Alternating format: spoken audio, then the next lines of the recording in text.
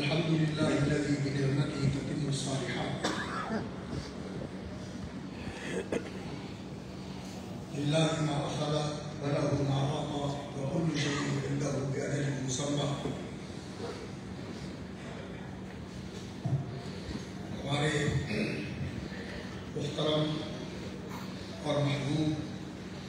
اور بہت ہی حکیم اور دانشمند رہبر اور قائد پروفیسر علامہ صالح میر رحمۃ اللہ ہے، ان کی وفات کے بعد جو ایک بہت بڑا امتحان اور آزمائش اللہ کی طرف سے آئی ہے، لیکن اس کا شکر ہے کہ یہ ان کا خلوص اور اس جماعت کے اس جمعیت اہل حدیث کے بانیان کا خلوص اور ان کا صدق اور ان کی دین کے ساتھ وابستگی کا یہ اثر اور مظہر ہے کہ یہ جماعت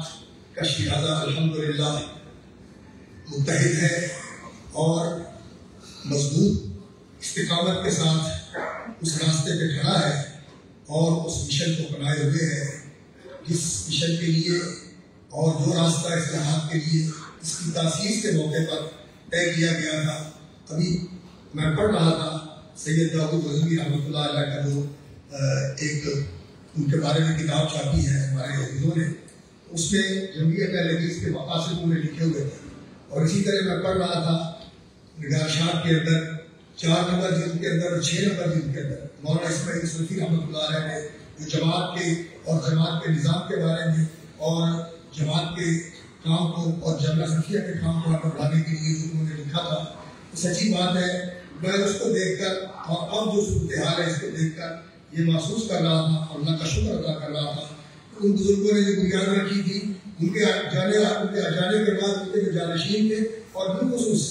1 تہائی صدی تک جس شخص نے اس جماعت کی خدمت کی ہے، جہاں اسے کھڑا کیا گیا اس نے جماعت کو اور دین کو مقدم رکھا اور اپنے آپ کو کسی بھی چیز کے ساتھ اللہ رب العزت اپنی کو غرض اور اپنا کوئی مفاد کبھی اس نے محدود نہیں رکھا. اللہ تعالیٰ ان کے درجات بلند فرمائے. میرے المومنین کے رجال صدقوا ما عهد اللہ علیہ، وہ ان لوگوں میں شامل ہیں اور منهم من قضى نحبه منهم من ينتظر. ہم سارے اس کے مقتدی ہیں. اسی راستے پر اللہ تعالیٰ ہمیں استقامت بخشے اور اللہ رب العزت ہمیں اسی راستے میں موت دے اور اسی راستے پر چلنے والوں کے ساتھ ہمیں قیامت میں اکٹھا فرمائے. حضرات گرامی، میں کوئی خطیب نہیں ہوں لیکن میں آپ 2-3 باتیں کرنا چاہتا ہوں. یہ جماعت، یہ جمعیت اہل حدیث، یہ جماعت اہل حدیث، یہ تحریک اہل حدیث، یہ سلفی جماعت، یہ رسول اکرم صلی اللہ علیہ وسلم کی اس جماعت کا مصداق ہے جس کے بارے میں رسول اللہ صلی اللہ علیہ وسلم نے فرمایا علیکم بالجماعۃ، اس جماعت پر لازم کرو.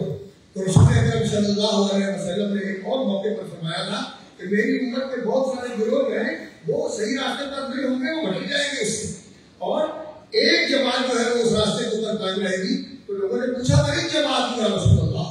وہ کون سی جماعت ہے جو صحیح راستے کے اوپر گامزن رہے گی اور جس کا منہج اور جس کی منزل اور جس کا ہدف بالکل وہی ہوگا جو صراط مستقیم میں صراط مستقیم کی صورت میں آپ اس کی رہنمائی کی ہے اور اس پر چل کے امت کی امامت کی ہے، وہ کون سی جماعت ہے؟ تو رسول اکرم صلی اللہ علیہ وسلم نے فرمایا تھا ما انا علیہ واصحاب،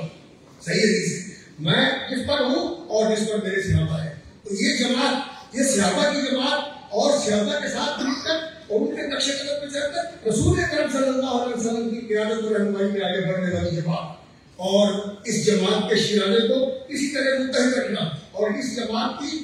قوت کو اور اس کے اندر سلامت کو اور تبسم کو قائم رکھنا کہ یہ دین کسی وقت بھی پیچھے نہ ہو. سب سے مقدم دین ہونا چاہیے، سب سے اونچا ہمارا مقصد دین کا تحفظ ہے. اس دین کے تحفظ کے لیے ہمیں متحد ہونا چاہیے، یکجان ہونا چاہیے، یکجہت ہونا چاہیے، حنیف ہونا چاہیے اور پوری طرح خلوص ہونا چاہیے کہ اللہ رب العزت ہمیں ان فتنوں سے بچائے کہ کوئی شخص کا طلبگار ہے کہ مجھے کوئی منصب ملے، مجھے کوئی عہدہ ملے، نہیں. کوئی یہ چاہتا ہے کہ مجھے کوئی مالی مفاد ملے، نہیں. ایسی چیز نہیں ہونی چاہیے. دینی جماعتوں کے اندر رسول اکرم صلی اللہ علیہ وسلم کی وہ حدیث جو رسول اکرم صلی اللہ علیہ وسلم سے منقول ہے اور میں نے اپنے مریدوں سے سنا اور خاص طور پر مولانا نورالدین نصیر رحمۃ اللہ علیہ میں نے ان کا درس سنا تو انہوں نے یہ حدیث پڑھ کر بات کیا ماضی مان جائے یعنی رسول اللہ العالمین یفسد رہا یہ حیثیت مری رحمۃ اللہ میں شرف نہیں دی. مال کا مفاد اور عہدے اور مقصد کا حصول، اس کو مقصد بنانا یہ انسان کے دین کو تباہ کرنا ہوتا ہے۔ اس لیے ہمیں ان چیزوں کو مقصود نہیں بننا چاہیے۔ جہاں اللہ رب العزت موقع عطا فرمائے، انکان فی الساقتی کان فی الساقتی و انکان فی القادتی کان فی القادتی، اور مثلا المومن، رسول اکرم صلی اللہ علیہ وسلم نے فرمایا مومن کی مثال ایسے ہے کل جمل العنف، جیسے مکیر کرا ہوا اونٹ ہوتا ہے۔ اللہ اکبر، ان انیخا اس طرح تھا، اگر اسے بٹھایا جائے تو بیٹھ جاتا ہے، اور اگر اسے کانٹوں والی کنکروں والی زمین پر بٹھایا جائے تو وہیں بیٹھ جاتا ہے، اور اگر اس کی مکیر پکڑ کے کھینچا جائے تو چلا جاتا ہے۔ مومن ایسا ہوتا ہے۔ یہ ہمارا مزاج ہونا چاہیے، حکموں کا، عہدیداروں کا، تمام افراد کا یہی ہمارا طرز عمل ہونا چاہیے، جیسے رسول اکرم صلی اللہ علیہ وسلم نے مومن کی مثال بیان فرمائی ہے۔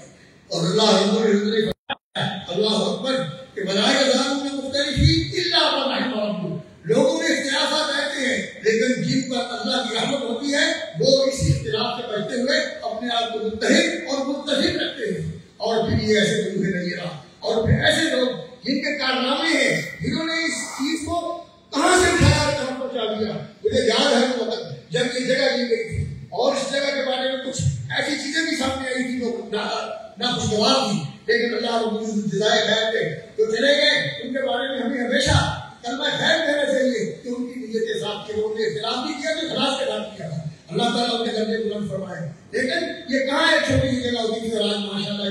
یہ کثر ہے اور یہ کلا ہے دین کا۔ اللہ رب العزت نے قائم رکھ کے اس کی حفاظت فرمائے، اور اللہ رب العزت اس قافلے کے کارواں، اس کے لیے کارواں اور اس قافلے کو اللہ رب العزت اسی جادہ حق پر خیال مستقیم کے اوپر قابضہ رکھے۔ آمین۔ تو رسول اکرم صلی اللہ علیہ وسلم نے اسی آیت کریمہ کی وضاحت کرتے ہوئے فرمایا ہے، الجماعۃ رحمۃ والفرقۃ